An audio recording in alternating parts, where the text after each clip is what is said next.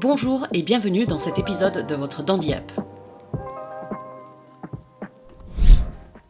C'est un épisode hautement important puisqu'il va vous permettre de comprendre quelles sont les 3 grandes étapes d'une stratégie marketing digitale adaptée à votre cabinet de conseil en gestion patrimoine. Cet épisode est donc le point de départ de votre réflexion stratégique. Il vous permettra d'apprécier les épisodes suivants que je vous souhaite d'écouter attentivement. Dans cet épisode, notre objectif est vraiment de transmettre les clés d'une stratégie marketing adaptée à vous et à vos problématiques. Quel que soit votre budget et votre niveau de compétence dans le digital, normalement, vous pourrez avancer dans votre réflexion. Maintenant, mettons les deux pieds dans le plat et parlons du processus de réflexion et surtout d'action. Avec Elsa, nous avons identifié 3 grandes étapes pour vous guider. La première permet de construire sa marque. Dans cet épisode, que vous pourrez trouver à la suite de celui-ci, vous apprendrez à définir vos objectifs marketing, à définir un positionnement, une vision, à identifier vos cibles d'une manière assez précise en déterminant des fiches persona, et surtout de travailler une identité de marque qui vous ressemble. Une fois cette première partie terminée, vous pourrez ensuite passer à la seconde qui permet de créer les supports marketing adaptés à votre situation. Les supports marketing sont dans 2 catégories principales. La première, ce sont les supports de communication en ligne. On parle beaucoup des réseaux sociaux, des sites web, de Google et de bien d'autres formats que nous consommons sur Internet. Mais il y a aussi des supports de communication imprimés auxquels on ne peut pas échapper, qui sont des cartes de visite, des flyers, des books d'entreprise. Bien sûr, c'est selon votre cas qu'il faudra déterminer si cela vous convient ou pas. À ce stade, vous êtes donc prêt à communiquer. Vous avez une marque construite, forte, et des supports de communication adaptés. Le plus dur reste à faire, c'est-à-dire qu'il faut maintenant communiquer, c'est-à-dire qu'il faut vous rendre visible. Communiquer permet donc d'accroître sa visibilité, puisque vous touchez un public beaucoup plus large, mais il permet aussi de vous démarquer de vos concurrents et de vous positionner en tant qu'expert.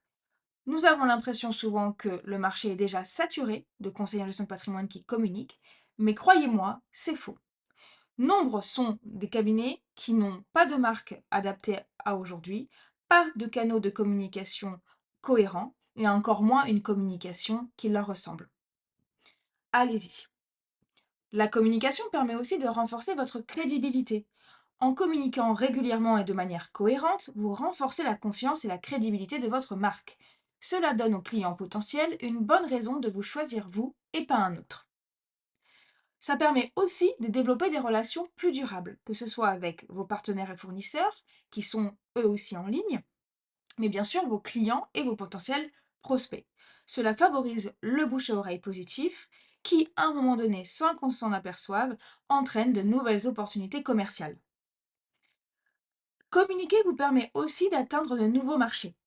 Une communication efficace permet de toucher un segment de clients, voire des segments de clients, que vous n'auriez jamais touché si vous n'y avez pas touché.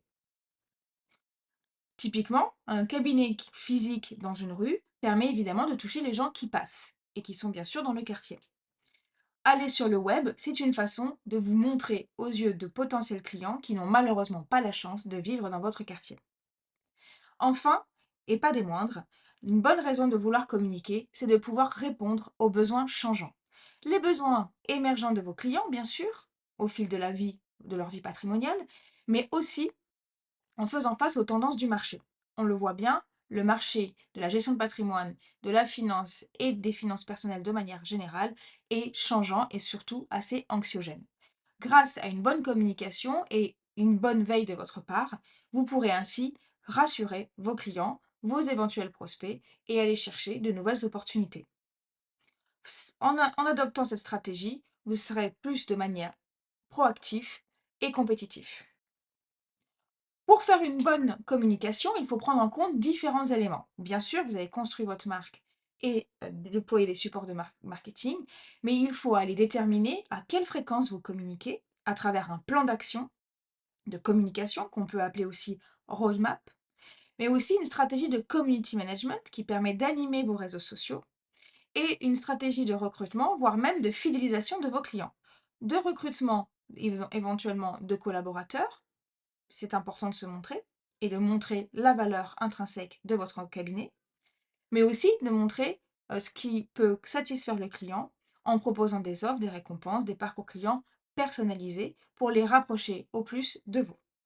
C'est aussi un bon moyen d'étudier la satisfaction de vos clients et de pouvoir combler les retours négatifs et aussi surtout de valoriser votre savoir-faire aux yeux des potentiels prospects.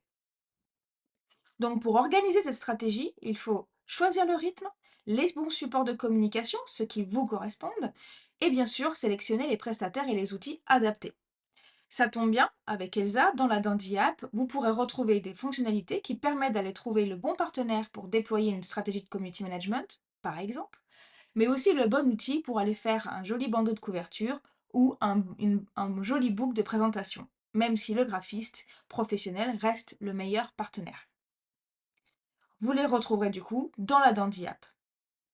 Une fois votre communication en place, le dernier effort est d'aller analyser les statistiques pour améliorer vos performances.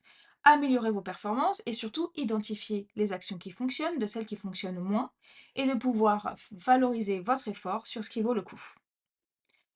Voilà, vous avez maintenant une vue d'ensemble des étapes à suivre pour développer votre propre stratégie de communication adaptée à votre cabinet en fonction de votre budget et de vos contraintes.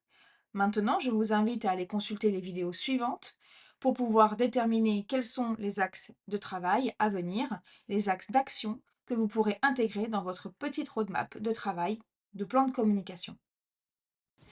À bientôt, cher Dandy! Merci de suivre les épisodes conseils de votre Dandy App.